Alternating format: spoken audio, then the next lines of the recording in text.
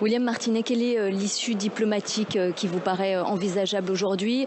On parlait d'un processus de paix avec deux États. Est-ce qu'aujourd'hui, ce processus est complètement à l'arrêt? Est-ce qu'on peut le relancer?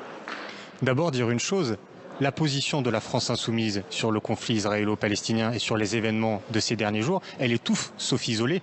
La réalité, c'est qu'à l'échelle du monde, il y a une majorité de pays qui défendent notre position. Ce que nous disons, c'est exactement la même chose que le secrétaire général de l'Organisation des Nations Unies. Est-ce que vous comprenez bien ça? L'ONU dit la même chose que nous, c'est-à-dire qu'elle condamne et qu'elle déplore comme nous les actions du Hamas, mais qu'elle met en garde contre le fait de réaliser des crimes de guerre, y compris de la part de l'armée israélienne. Le secrétaire général de l'ONU dit on ne sortira de cette situation que si on remet sur la table un processus politique. Vous dites ça, mais quand même, la position de la France insoumise a quand même évolué au cours des jours qui ont suivi l'attaque, et notamment Manuel Bompard qui a, lui, dénoncé des crimes terroristes. Ouais, je ne suis pas d'accord avec... Après le communiqué. Je ne suis pas d'accord avec nous. Dès le communiqué, nous avons condamné cette intervention du Hamas. Nous disons la même chose depuis le début, qui parfois, j'entends dans le débat médiatique aujourd'hui, c'est compliqué de réussir à faire entendre qu'une vie israélienne et une vie palestinienne ont la même valeur et que ce qui s'est passé ce week-end est absolument terrible et ce qui s'annonce dans la bande de Gaza va être absolument terrible. Et moi j'aimerais bien, je parlais de la diplomatie française depuis le début. Vous avez entendu Jérôme Guedj tout à l'heure, il y a quand même des divisions au sein de votre propre groupe.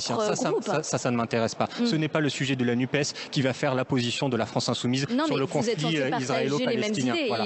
Donc nous, ce que nous disons, et ce qui me paraît essentiel maintenant, c'est que la diplomatie française, le président de la République, doit rendre des comptes sur les déclarations qu'il a faites, et nous voulons savoir ce qui est en train de se passer à Gaza. Le blocus total, couper l'électricité, couper l'eau, bombarder et faire que depuis hier, il y a déjà eu des centaines de morts civiles. Est-ce que le président de la République est d'accord avec ça? Est-ce qu'il va finir un jour par réagir et par dire au gouvernement israélien arrêtez ce déchaînement de violence, ou est-ce que on va rester qui est interdit d'ailleurs par les droits de l'homme, ou est-ce qu'on va rester dans cette même position qui pour moi est insupportable, c'est-à-dire un alignement dans la position diplomatique de la France sur le gouvernement d'extrême droite israélien? Je pense que cet alignement, il est dangereux, qu'il faut le rompre le plus rapidement possible. Et moi, j'attends aussi des députés macronistes qu'ils soient capables de dire nous sommes contre les punitions collectives, nous sommes contre la maltraitance et la violence qui va s'exercer contre les Gazaouis. Ça aussi, il faut avoir le courage de le dire. Est-ce qu'il faut un débat parlementaire sur cette question, William Martinet?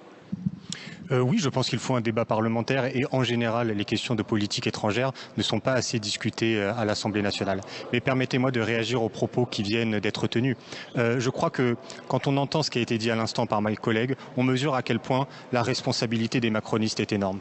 Aujourd'hui est en train de tomber sur la bande de Gaza des bombes de l'armée israélienne qui tuent des civils. Ce n'est pas de la théorie, ce n'est pas peut-être, c'est ce qui est en train de se passer. Il y a des civils qui sont en train de mourir, et je ne parle même pas des conséquences à moyen long terme d'un blocus total. Et ce qui est terrible, c'est que la France aurait la possibilité, peut-être pas de l'empêcher, ne soyons pas idéalistes, mais la France aurait la possibilité, par son action diplomatique, en entraînant d'autres pays dans le monde derrière elle, de tenter de freiner ce déferlement de violence et de tenter de convaincre autant les Israéliens que les Palestiniens que la voie de l'escalade meurtrière n'est pas la solution. Parce que s'il y a un bilan à retenir, William Martinet, répondez à Mathieu Lefebvre, ça fait 3 fois qu'il vous pose la question. Est-ce que le Hamas est une organisation terroriste, oui ou non? Benjamin Netanyahou a fait croire aux Israéliens que par la force et par la terreur, il arriverait à leur apporter la sécurité. Le bilan de ce gouvernement d'extrême droite en Israël, c'est que la force et la terreur n'a pas réussi à apporter la sécurité aux Israéliens, la preuve de ce qui s'est passé ce week-end. Donc il faut avoir le courage de dire que c'est le processus de paix qui va permettre, je l'espère, dans cette région, un jour d'en finir avec cette terreur et cette violence. Je vous laisse poser votre question, Mathieu Lefebvre. Le Hamas est-il un groupe terroriste, Monsieur Martinet? Monsieur Lefebvre, j'ai répondu à plusieurs reprises, mais c'est très simple. J'ai dit que le Hamas était responsable de... Non mais je fais ce que je veux. Je fais ce que veut Monsieur Lefebvre. Donc je vous dis, le Hamas est une organisation qui fait des crimes de guerre. Voilà. Et donc un crime de guerre, non, c'est très concret. Un crime de guerre, ça nécessite d'être jugé devant la Cour pénale internationale. Et je ne rentrerai pas dans votre jeu que vous avez très bien expliqué tout à l'heure. Bien sûr que si. Si vous voulez parler de terrorisme, si vous voulez faire la comparaison avec ce qui s'est passé en France, c'est parce que vous voulez interdire le débat de fond sur la situation géopolitique. Vous voulez interdire de parler du conflit israélo-palestinien. Et moi, je n'ai pas peur de dire, je n'ai pas peur de parler de ça et de dire que la politique de colonisation, que la politique d'apartheid, elle produit de la violence. Voilà. Moi, je n'ai pas peur de le dire, monsieur, parce que je pense que si on veut que la violence s'arrête, il faut s'attaquer à la source de la violence.